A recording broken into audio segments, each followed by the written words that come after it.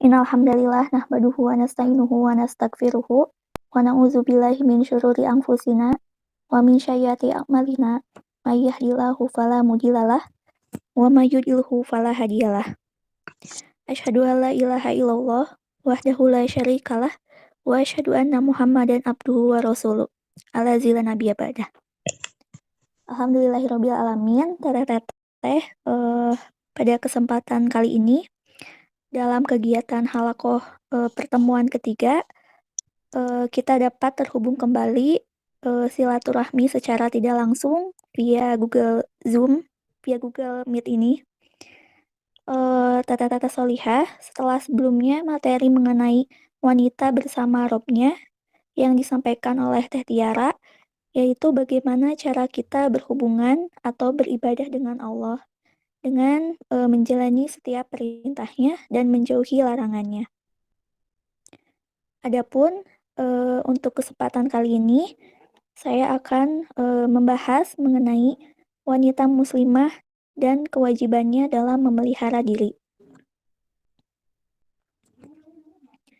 Tete-tete solihah, sesungguhnya agama Islam ini adalah agama yang hanif, agama yang sempurna, dan bersyukurlah kita lahir dan besar dalam lingkungan yang Islam. Karena agama Islam ini memuliakan wanita tetap dalam kodratnya dan terjaga dengan akhlak yang mulia, serta tetap istiqomah dalam menjaga perintah Allah Subhanahu wa Ta'ala. Nah, tete-tete solihah sudah menjadi fitrah kita sebagai wanita ini diciptakan untuk menjadi pasangan dari kaum Adam, juga menjadi seorang anak yang berbakti, juga kelak atau sudah menjadi seorang ibu bagi anak-anaknya. Banyak sekali peran muslimah ini, peran seorang perempuan dalam Islam. Maka sudah sepatutnya lah seorang muslimah ini wajib memelihara dirinya, memberikan hak-hak atas dirinya. Dan hak yang barusan Teh Iin bilang juga bahwa bagaimana caranya kita memanage diri kita, memiliki kondisi dalam diri kita untuk menghadapi tantangan-tantangan di dunia ini dengan tidak terlepas dari kodrat seorang perempuan. Lalu apa sajakah hak-hak seorang wanita yang harus terpenuhi? Yang pertama adalah haknya kepada tubuhnya. Yang kedua haknya kepada jiwanya, dan yang ketiga adalah haknya kepada akalnya. Bisa kita bandingkan bagaimana jika ketiga hal tersebut tidak selaras atau tidak terpenuhi. Mungkin kita ambil contoh dari negara Jepang ya teteh-teteh. Negara Jepang ini adalah negara kafir, yang mayoritasnya adalah kafir. Penduduknya ini terkenal dengan kecerdasannya, dengan teknologinya yang sangat mutakhir, juga dengan kesopanan dan kerapihan serta kebersihannya yang sangat terkenal. Namun karena memang negara Jepang ini negara kafir yang tidak memiliki iman kepada Allah, maka alhasil negara tersebut walaupun negara maju, ada saja orang yang bunuh diri gitu. Kenapa negara Jepang banyak yang bunuh diri? Karena di Jepang ini tekanannya sangat tinggi, di mana penduduknya ini harus memenuhi ekspektasi dari negara-negara Jepang, seperti bagaimana jenjang karirnya, juga bagaimana status keluarganya, norma sosial, tekanan akademik, dan lain sebagainya.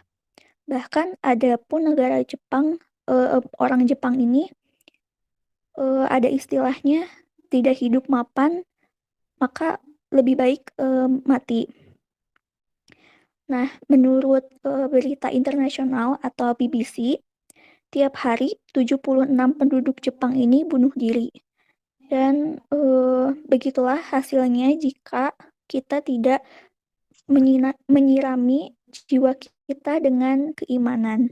Maka hasilnya pun tidak seimbang, walaupun memang negara Jepang ini negara yang cerdas tapi tidak dibekali dengan keimanan dan menyirami jiwanya dengan keimanan, ya akan seperti itu hasilnya. Adapun contoh orang yang bekerja keras, adapun contoh orang yang lemah kesehatannya atau badannya. Contohnya seperti seseorang yang bekerja keras setiap hari, dia mencari uang untuk keduniawiannya, dan tidak disangka dia ternyata menderita penyakit. Maka untuk apalah untuk apalah kekayaannya jika dia mengabaikan kesehatannya. Dan itulah pentingnya menjaga kesehatan selain kita mencari kekayaan. Dan janganlah kita sebagai muslimah hanya sibuk dengan penampilan luarnya aja, tanpa memperhatikan dan menyirami jiwa kita dengan ibadah-ibadah dan pikiran dengan ilmu yang bermanfaat. Tapi Masya Allah, teteh-teteh di sini membuat saya kagum ya, dibalik dengan kesibukannya beraktivitas tiap hari. Ada yang menjadi seorang ibu, ada yang lelah bekerja, ada yang beraktivitas lainnya, tapi masih menyempatkan diri untuk mencari ilmu, terus juga selain mencari ilmu juga menambah wawasan mengenai keilmuan agama, dan itulah yang menjadi motivasi saya untuk menjadi lebih baik lagi. Lalu teteh-teteh, bagaimana sih cara kita menyelaraskan dari ketiga hal tersebut? Di sini saya akan membahas mengenai akal. Untuk memberikan hak-hak kepada diri kita, salah satunya ini adalah akal. Akal ini berasal dari bahasa Arab, yaitu aqala yaqilu aqlan, dari masdar aqlan, yang artinya paham atau memahami dan memikirkan sesuatu. Nah, menurut Ibnu Taimiyah, akal ini adalah daya pikir untuk memahami sesuatu yang di dalamnya kita bisa saja salah ataupun benar berdasarkan pemahaman akal. Dan akal ini menjadi suatu pembeda manusia dengan makhluk lainnya yang Allah ciptakan. Dan berdasarkan Quran Surat At-Tin ayat 4, yang artinya, sesungguhnya kami telah menciptakan manusia dalam bentuk yang sebaik-baiknya. Namun akal saja tidak cukup bagi manusia, karena ada pun manusia yang memiliki akal, tapi belum tentu berilmu. Oleh karena itu, kita sebagai manusia, khususnya sebagai seorang muslimah, pentinglah untuk menuntut ilmu agar tahu mana yang baik dan mana yang buruk untuk dilakukan. Seperti yang dijelaskan dalam hadis, mencari ilmu itu wajib bagi setiap muslim. Hadis Hasan. Dan banyak sekali hadis mengenai ilmu-ilmu. Adapun salah satu hadis yaitu yang bunyinya, man arada dunya fa'alaihi bil ilmi. Barang siapa yang menginginkan atasnya dunia, maka raihlah ia dengan ilmu. Waman aradal akhirah fa'alaihi bil ilmi. Dan barang siapa yang menginginkan akhirat, maka raihlah dengannya ilmu. Waman aradahuma fa'alaihi bil ilmi. Dan barang siapa yang menginginkan keduanya, maka raihlah ia dengan ilmu. Dan Masya Allah, teteh-teteh, ilmu itu cakupannya sangat luas dan sangat banyak. Dan ilmu yang wajib diketahui oleh seorang muslimah itu adalah ilmu dari Kitabullah atau Al-Quran. Selain kita juga mempelajari Al-Quran, wanita muslimah juga harus mengetahui tafsirnya, harus mengetahui tajwid dan juga artinya. Selain Al-Quran juga ada hadis. Lalu tidak lupa juga dengan ilmu fikih. Dan banyak sekali ilmu-ilmu yang perlu muslimah ketahui. Dan adapun ilmu-ilmu ilmiah keduniawian seperti matematika, misalnya psikologi, ilmu pengetahuan alam ataupun biologi dan lain sebagainya. Dan selain ilmu-ilmu ilmiah tersebut, kita juga sebagai wanita diperlukan ilmu dalam berumah tangga. Ilmu seperti ilmu mengurus anak, terus juga ilmu bagaimana kita mengurus keluarga, suami, dan lain sebagainya. Dan banyak sekali sebenarnya tugas dari seorang wanita ini. Tapi Masya Allahnya, Allah telah memberikan seorang wanita ini kelebihan. Karena kelebihannya tersebutlah kita seorang wanita dapat mengerjakan sesuatu hal dalam satu waktu dengan 2 pekerjaan. Hal ini pun terbukti dari ilmu psikologi. Dalam otak manusia ini ada dua bagian, yaitu otak bagian kanan dan otak bagian kiri. Dan menurut ilmu psikologi, katanya di otak manusia ini ada bagian tengahnya. Nah, dan bagian tengahnya itu dinamai corpus callosum. Nah, dibandingkan dengan otak laki-laki, otak seorang perempuan ini memiliki ketebalan sampai 30%. Maka otak kiri dan kanan ini membuat wanita bisa mengerjakan lebih dari satu pekerjaan yang berbeda dalam satu waktu. Dan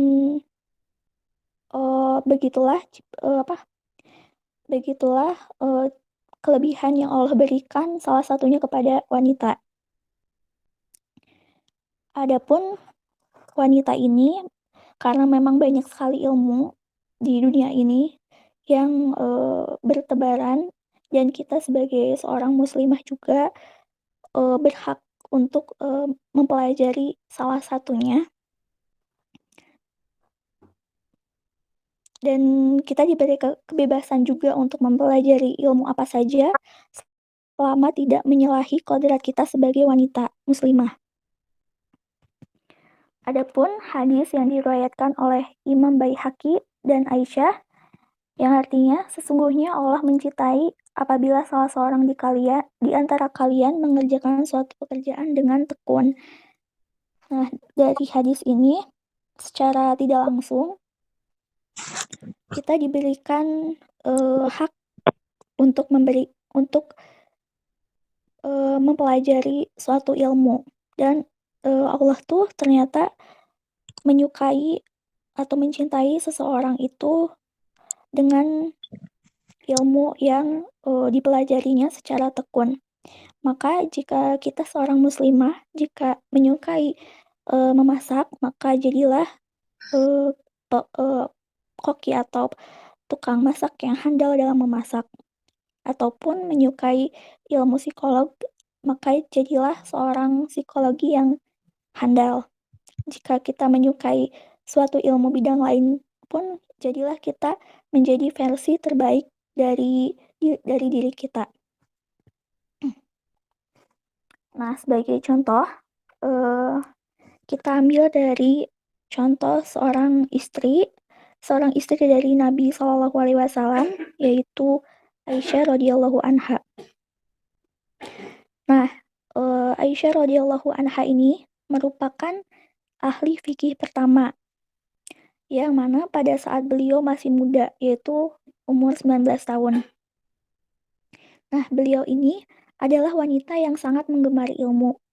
Apalagi pada zaman dahulu kala, Rasulullah SAW masih hidup.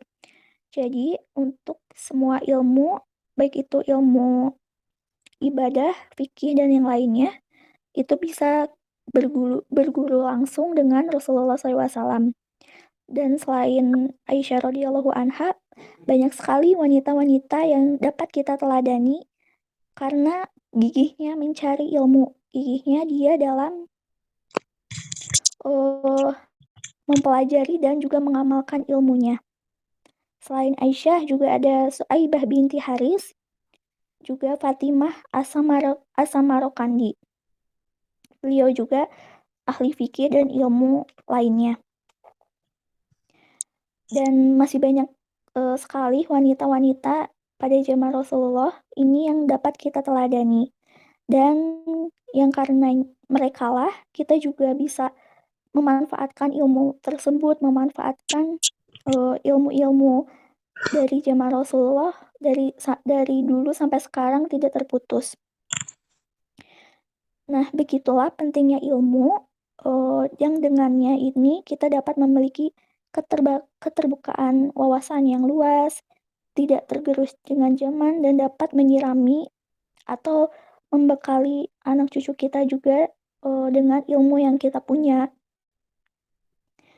Dan adapun hadis yang saya dengar itu seperti seseorang yang meninggal itu tidak akan terputus amal, tidak akan terputus.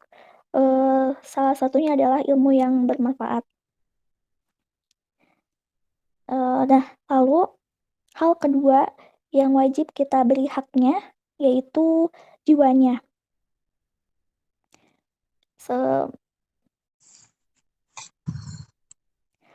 Sama halnya dengan ilmu yang tidak kalah penting kita berikan haknya juga yaitu jiwa.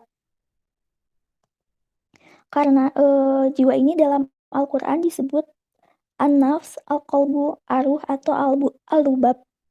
Dan menurut Kamus Besar Bahasa Indonesia, jiwa ini artinya adalah roh manusia. Dan menurut Imam Al-Ghazali dalam karyanya Ihya Ulum Ad-Din menjelaskan bahwa jiwa manusia ini sangat ditentukan oleh kemampuannya dalam mengendalikan hawa nafsu. Nah, jika jiwa dikelola dengan baik, maka akan berpengaruh juga terhadap perilakunya. Perilakunya akan menjadi positif. Sebaliknya, jika jiwa ini tidak dikelola dengan baik, maka akan membentuk perilaku negatif yang akhirnya bisa merusak. Jiwa atau an-nafs bisa dianalogikan ini seperti pemeran utama dalam diri kita. An-nafs atau jiwa ini dirancang oleh Allah Subhanahu wa taala sebagai penanggung jawab seluruh perilaku kita. Dalam Quran surat Al-A'raf ayat 172 yang artinya, dan ingatlah ketika Tuhanmu mengeluarkanmu dari sulbi, yaitu tulang belulang, anak cucu keturunan Adam. Dan Allah mengambil kesaksian terhadap roh mereka seraya berfirman, bukankah aku ini Tuhanmu? Lalu mereka menjawab, iya, betul engkau Tuhan kami. Nah, dari arti yang barusan, bisa secara tidak langsung juga kita dapat memahaminya bahwa dalam sebelum ruh ini masuk ke dalam jasad, ruh ini juga sudah mengakui bahwa ketuhanan dan adanya Allah Subhanahu wa taala. Nah, jika jiwa ini bisa diibaratkan, jiwa ini adalah sebagai manajer. Manajer yang tugasnya ini mengatur atau memberi arahan kepada anggota badannya, kepada tingkah lakunya. Maka jika jiwa ini baik, maka akan menghasilkan perilaku-perilaku yang positif. Namun jika ini tidak dikelola dengan baik, maka akan kebalikannya menjadi perilaku yang tidak baik. Nah, teteh-teteh, jiwa ini tuh memiliki, 2 perangkat. Yang pertama adalah akal dan yang kedua adalah kolbu. Akal ini, mmm, digerakkan akal ini digerakkan atau akal ini, memahami sesuatunya dengan secara logika. Sedangkan kalau kolbu atau hati ini biasanya digerakkan, oleh suatu perasaan. Maka, logika dan perasaan ini saling terkait. Jika kita ibadah atau melaksanakan sholat, jika pikiran kita dan hati kita sedang fokus, maka ibadah tersebut atau sholat tersebut akan menjadi tenang. Namun kebalikannya jika, ibadah namun pikiran kita tidak fokus terhadap sholat, maka ibadah hanyalah sebatas menjalankan, bukan menjadi kebutuhan dalam ketenangan atau mencari ketenangan jiwa. Nah, selain, akal dan kolbu, ternyata ruh ini juga digerakkan oleh ruh dan juga, an-nafs atau nafsu. Ruh atau an-nafs, eee, ruh atau al-hawa, maaf, atau nafsu. Jadi, ruh bisa diibaratkan ruh ini adalah penasihat jiwa. Nah, jika akal dan kolbu ini kompak, maka menghasilkan jiwa yang, tentram atau harmoni. Dan sebaliknya, jika akal dan kolbu ini terjadi gesekan atau terjadi, eee, saling berbalik gitu ya, maka ruh ini tugasnya adalah, mengingatkan untuk kebaikan. Nah, apa sih peran ruh ini? Peran ruh ini yang pertama adalah pengarah kebaikan. Nah, jika jiwa ini, kecenderungan untuk melakukan hal buruk, tapi ruh ini selalu menyuarakan pesan-pesan kebaikan. Nah, jika pesan kebaikan itu diikuti, maka, menjadi energi yang positif. Sedangkan jika, eee, berbalik ya akan menghasilkan energi yang negatif. Nah, selain, pengarah kebaikan, ruh ini juga sebagai pemberi peringatan. Di mana jika jiwa ini memiliki rencana atau akan melakukan suatu hal yang buruk, ruh ini akan bereaksi seperti, gelisah, seperti jantung berdetak kencang, nafas tidak karuan, dan lain sebagainya. Ataupun suasana batin tuh tidak tenang gitu. Dan, tugasnya ruh ini adalah memberi peringatan. Jadi memberi peringatan bahwa melakukan hal tersebut tidak baik. Maka diharapkan untuk kembali lagi kepada kebaikan. Nah, selain ruh, ada nih teteh-teteh kebalikan dari ruh atau pengajak kebaikan, yaitu al-hawa atau nafsu. Nah, eee, kalau bisa dibilang nafsu ini adalah peran antagonisnya, yaitu, eee, yang memiliki kecenderungan untuk mengajak akal dan kolbu kita ini menjauhi saran ruh gitu. Jadi teteh-teteh jika kondisi jiwa kita lemah, yaitu akal dan kolbunya sedang terjadi gesekan, ditambah juga kita tidak mendengarkan saran ruh, maka jiwa akan dikendalikan oleh, an-nafs atau nafsu, ya al-hawa atau nafsu ini. Kalau kita mengikuti segala perilaku kita, sesuai dengan nafsu, ya mungkin akan menjadi manusia yang tidak bermoral, juga tidak beradab, ya, bayangkan saja manusia yang, hanya mengikuti hawa nafsunya, ia akan menjadi manusia yang bisa dibilang, eee, hanya memiliki energi atau aura yang negatif gitu, dan tidak akan pernah habis kalau misalnya manusia ini hanya mengikuti hawa nafsunya saja. Nah, bagaimana sih caranya kita menghadapi hawa nafsu ini? Nah, hawa nafsu ini teteh-teteh kembali lagi kepada ilmu, bahwa nafsu ini bisa dikendalikan jika kita juga bisa, meningkatkan kapasitas intelektual antara akal dan juga kalbu kita. Nah, tapi teteh-teteh al-hawa atau anak al-hawa ini bisa menjadi, peran protagonis atau menjadi, positif jika jiwa lebih dominan jika kita, mengikuti, eee, pesan-pesan ruh ya, maka, al-hawa pun akan kalah dengan pesan-pesan dari ruh atau pesan-pesan kebaikan. Maka, jiwa juga perlu dikelola ya teteh-teteh. Mmm, Nafsu dan ruh ini juga menentukan kematangan jiwa seseorang. Kenapa bisa begitu? Karena, belum tentu seorang yang sudah dewasa secara umurnya, belum tentu memiliki jiwa yang matang.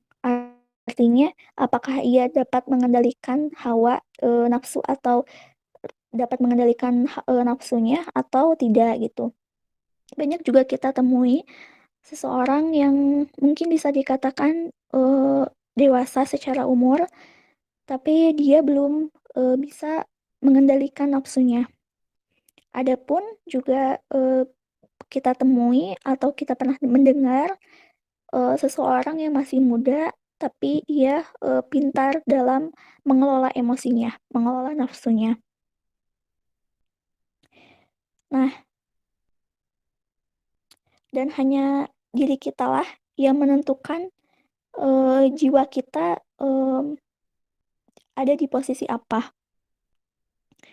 Mmm, oleh karena itu di sini Elsa akan menguraikan tingkatan-tingkatan dari, jiwa seseorang, yaitu bagaimana, ditentukan oleh berdasarkan bagaimana dia dapat mengendalikan nafsunya. Tingkatan pertama ini adalah an-nafs al-ammarah bi-asu', yaitu tingkatan jiwa yang rendah. Nah, tingkatan ini masih sangat lemah, di mana, jiwa ini tidak bisa mengontrol hawa nafsu, dikarenakan kemampuan intelektual yaitu akal dan kalbunya masih terbatas.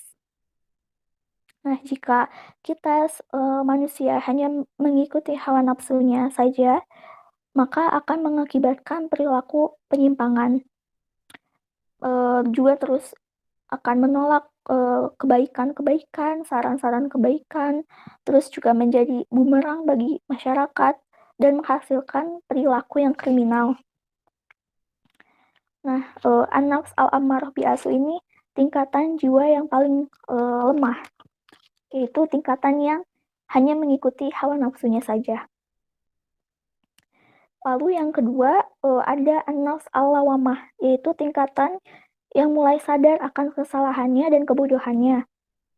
Jadi dia itu mengerti, hawa nafsu menyebabkan, ia akan menyesali perbuatannya.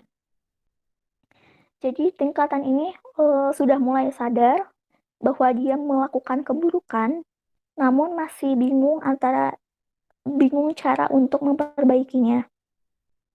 Maka di tahap ini, seseorang ini perlu bimbingan dari orang yang, lebih jauh tingkatannya. Lalu juga ada, tingkatan yang ketiga ini adalah an-nafs al-mutmainnah, yaitu tingkatan jiwa yang damai, di mana, jiwa ini tuh sangat mendengarkan, sangat memperhatikan bimbingan dari arwah atau, pembawa kebaikan.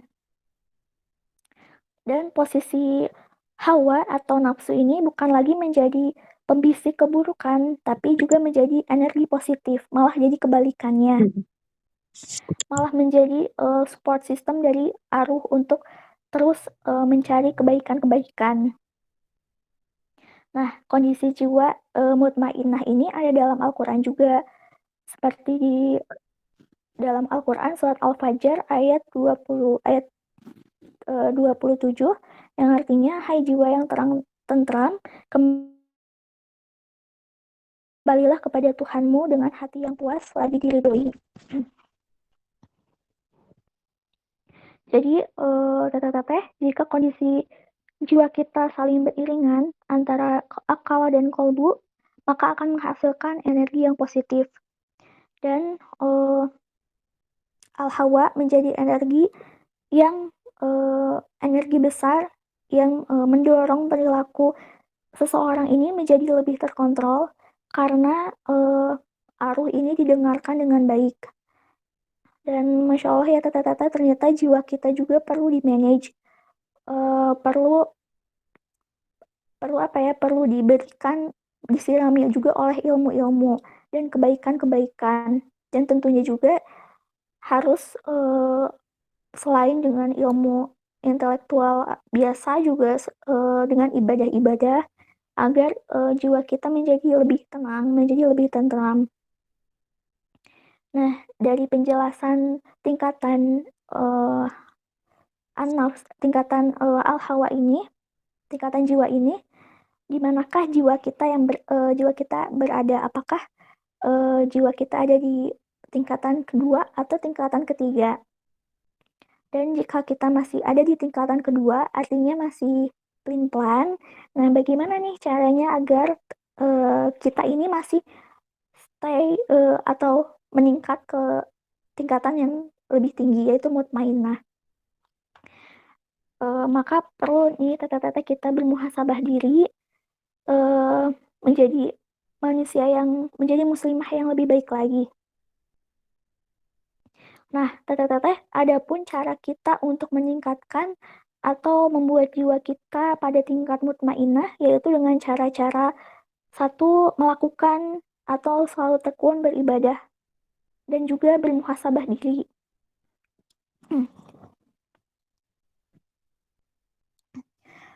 Yang pertama ini adalah selalu tekun beribadah atau membersihkan diri atau muhasabah diri. Di antara banyaknya ibadah yang kita lakukan sebagai muslimah, tentu ibadah yang sering dilakukan ini adalah sholat. Ya teteh-teteh, maka apabila kita sholat, sholatlah dengan khusyuk, mengerjakan sholat dengan jiwa yang tenang dan pikiran juga yang jernih. Lalu bagaimana caranya kita sholat dengan tenang? Karena terkadang memang kita tidak bisa terkadang jika kita sholat tuh pikiran sedang tidak fokus sholat gitu, tapi sedang mengerjakan sholat. Nah, caranya itu salah satu caranya yaitu menyerap setiap makna-makna dari bacaan sholat yang kita lakukan. Nah, setelah kita melakukan sholat dengan khusyuk, maka cobalah untuk bertasbih, membiasakan diri untuk bertasbih, lalu membaca Al-Quran.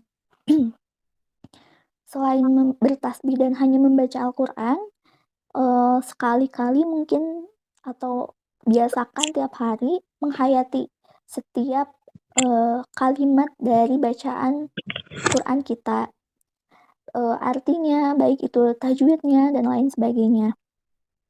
Kemudian setelah itu cobalah kita renungkan, cobalah kita bermuhasabah diri, mengingat kembali apa yang telah dilakukan hari ini. Karena sejatinya seorang manusia ini tidak terlepas dari kesalahan yang diperbuat. Maka selain kita bertaubat, kita juga harus selalu mengucapkan istighfar. Hal ini seperti dalil yang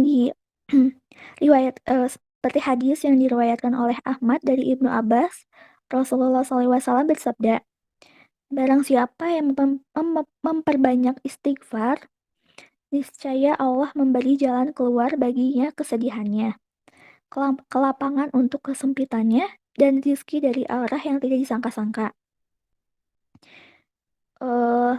Setelah kita beristighfar ya teteh, karena memang banyak sekali manfaat dari istighfar, kita juga harus diwajibkan juga untuk berdoa. Berdoa ini sebagai salah satu cara kita, apa ya, merendah diri kepada Allah, sebagai bentuk permohonan kita bahwa tidak ada lagi suatu zat yang kuat, yang apa ya, yang, sesuatu yang kuat lagi selain kepada Allah. Maka sejatinya, berdoa ini menundukkan diri kita kepada Allah dan membuat jiwa kita juga lebih tenang lagi. Nah, selain, kita selalu tekun beribadah, ya selain beribadah juga kita bermuhasabah dan juga berdoa, untuk membuat kita menjadi, eee, masyarakat atau muslimah yang memiliki jiwa yang tentram juga adalah memiliki, teman atau teman yang solehah. Karena, Teteh-teteh di sini mungkin ada yang pernah merasakan atau belum bahwa memiliki teman, pergaulan atau teman dekat ini, secara, tidak sadar, satu atau 2 sifatnya ini, selalu terbawa gitu, dari cara bicaranya, dari cara tingkah lakunya. Ini membuat kita, mengikutinya juga gitu. Jadi, contohnya misalnya kita berteman dengan, orang yang solehah, cara bicaranya sopan dan lembut, terus juga, tingkah lakunya juga yang baik, selalu memancarkan aura yang positif. Nah, secara tidak langsung kita juga akan, memiliki, perilaku yang sama gitu. Nah, jika hal tersebut, jika kita berteman dengan teman yang solehah secara, berlangsung dengan lama gitu, secara, lama, maka hal perilakunya juga akan menerap di jiwa kita. Dan bayangkan jika kita berteman dengan teman yang bisa dikatakan kurang baik, untuk kita, maka, apa ya, perilakunya pun akan, eee, tertular ke kita gitu, kayak dari contoh bicaranya ataupun tingkah lakunya secara tidak sadar ya kita akan terbawa gitu. Ada juga yang, pernah bilang jika kita berteman dengan, tukang parfum katanya, wanginya akan terus menempel ke kita dan sebaliknya jika kita berteman dengan, eee, tukang sampah dan baunya baunya pun akan, menempel ke kita. Jadi baiknya diri kita ini juga ditentukan dengan teman pergaulan kita, sahabat kita, dan teman karib kita. Nah, Teteh-teteh, ada pun, dalil Al-Quran, yaitu dari Quran Surat Al-Kahfi ayat 28 yang, eee, menyuruh kita untuk berteman dengan, orang yang soleh.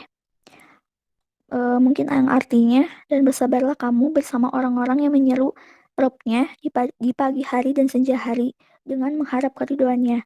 Dan janganlah kedua matamu berpaling dari mereka karena mengharap perhiasan dunia ini.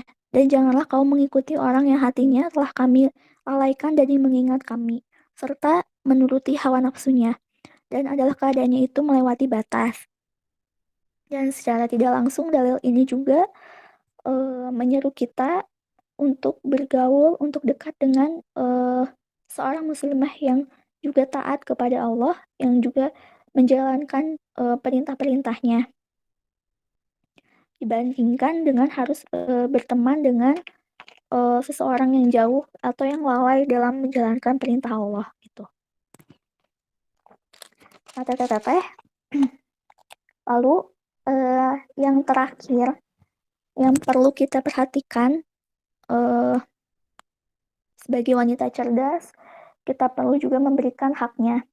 Barusan yang pertama, memberikan haknya kepada akal, yang kedua memberikan haknya kepada jiwanya, dan yang tidak kalah penting yaitu memberikan hak juga kepada tubuh. Sama seperti jiwa, seperti akal yang perlu dirawat dan juga perlu dijaga. Nah, tubuh ini juga merupakan, sebuah titipan dari Allah Subhanahu wa Ta'ala yang sama-sama pentingnya untuk dirawat. Kalau tubuh ini, sudah banyak ya, mungkin di jurnal-jurnal, kedokteran ataupun, eee, di dunia ini memang, sudah, apa ya, peka terhadap, kesehatan. Mungkin di sini, juga ilmu-ilmu kedokteran juga lebih mutakhir mengenai kesehatan gitu. Nah, jauh sebelum adanya dokter, jauh sebelum ada ilmu kedokteran, Islam ini, telah mengajarkan umatnya dari dari beberapa hadis yang, jauh sebelum adanya ilmu kedokteran, Islam ini telah terlebih dahulu, lebih peka, lebih terbuka terhadap kesehatan tubuh. Salah satu contohnya atau bagaimana sih cara kita memelihara tubuh ini, yang pertama adalah sederhana dalam makan dan minum. Nah, seperti Quran surat Al-A'raf ayat 31 yang artinya, "Makan dan minumlah dan jangan berlebih-lebihan, karena sesungguhnya Allah tidak menyukai orang yang berlebih-lebihan." Nah, teteh-teteh, banyak ya di sini, banyak yang kita temui jika seseorang yang makan ataupun minum secara berlebih-lebihan. Banyak juga penyakit-penyakit yang, timbul akibat kita berlebih dari makan. Apa saja itu? Mungkin salah satu contohnya adalah, mmm, obesitas. Nah, obesitas ini adalah, penyakit yang disebabkan karena, berlebihnya, lemak atau memang, eee, lemak yang berlebih di dalam tubuh karena memang, asupan kalorinya tinggi, namun, tubuh kita tidak mampu untuk, mengolah kalori tersebut, sehingga si lemak ini jadi menumpuk di dalam tubuh dan menyebabkan seorang manusia ini, mengalami obesitas atau kelebihan, berat badan. Maka, itulah salah satu penyakit yang disebabkan dari berlebih-lebihan dalam makan. Ada juga ya teteh-teteh, yang menjadi, hype atau banyak terjadi, penyakit akhir-akhir ini adalah asam lambung atau MAH atau juga GERD. Jadi asam lambung atau MAH atau GERD ini adalah salah satu penyakit yang disebabkan juga karena berlebihan asam lambung yang disebabkan dari pedas. Dan banyak sekali ya penyakit yang disebabkan, dari berlebih makan yang tidak sehat. Adapun Umar bin Khattab pernah berkata bahwa, seseorang yang makan berlebih itu tidak disukai oleh Nabi dan juga oleh Allah.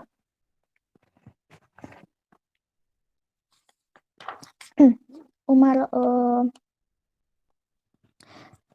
Umar bin Khattab, Umar bin Khattab ini pernah berkata, "Hindarilah oleh kalian kekenyangan dalam makan dan minum, karena sesungguhnya ia dapat merusak tubuh dan mendatangkan penyakit, dan menyebabkan malas dalam menjalankan sholat. Hendaklah kalian berlaku sederhana dalam makan dan minum, karena sesungguhnya hal itu lebih baik bagi tubuh kalian dan jauh dari pemborosan." Nah, teteh-teteh, selain dari ucapan Umar bin Khattab di atas juga, selain menyebabkan penyakit yang tidak baik bagi tubuh, juga menyebabkan malas dalam beribadah, malas dalam menjalankan, tidak hanya ibadah ya. Kalau misalnya kita makan dan minum yang berlebih, maunya kita itu rebahan gitu, atau jadi bermalas-malasan. Nah, karena makan dan berlebih ini tidak hanya mengakibatkan kita memiliki penyakit, tapi juga mempunyai sifat yang malas. Karena, jangan sampai kita memiliki sifat yang malas, karena memang, ya tidak baik juga gitu, bagi tubuh ataupun bagi, ibadah kita. Lalu bagaimana sih Teteh caranya, jika kita, memiliki berat yang berlebih ataupun, agar kita tidak malas lagi dalam beribadah? Mungkin salah satu caranya itu, rajin berolahraga. Secara tidak langsung juga kalau kita rajin berolahraga, kita membakar lemak ini dengan, eee, tanpa biaya gitu. Jadi olahraga ini juga sangat dianjurkan oleh Rasulullah dan bahkan Nabi Muhammad pun menganjurkan setiap umatnya ini untuk menyukai atau melakukan olahraga seperti berkuda, berenang, dan juga seperti, memanah. Jadi mungkin teteh-teteh, sempatkanlah waktu kita untuk, berolahraga, memelihara tubuh ini, agar, memiliki tubuh yang sehat dan juga memiliki tubuh yang kuat. Karena wanita ini, harus kuat. Jadi wanita ini, tidak boleh lemah, harus kuat karena kita banyak sekali peran yang harus kita jalani di dunia ini. Ya selain, yang telah menikah harus mengurus, rumah tangga, mengurus anak, mengurus suami, yang mungkin yang bekerja juga harus bekerja tiap hari gitu, menjadi wanita juga tidak hanya laki-laki, wanita pun harus, kuat fisik dan batinnya. Nah, Teteh selain, kita sederhana dalam makan dan minum, menjaga pola makan, rajin berolahraga, kita juga harus, menjaga tubuh. Di mana menjaga tubuh ini juga kan, terdiri dari beberapa anggota tubuh. Dari atas kepala sampai ujung kaki adalah tubuh juga yang, titipan Allah yang perlu kita rawat. Nah,